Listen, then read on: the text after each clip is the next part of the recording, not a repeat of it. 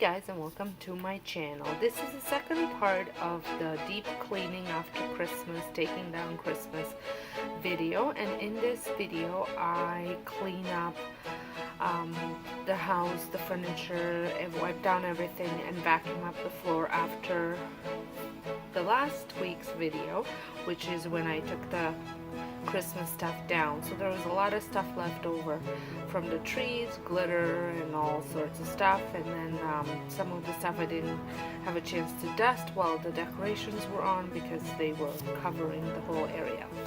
So I'm not gonna do the talking, let the video just play on, and thank you so much for watching. I hope you enjoyed this video. I hope it's motivational.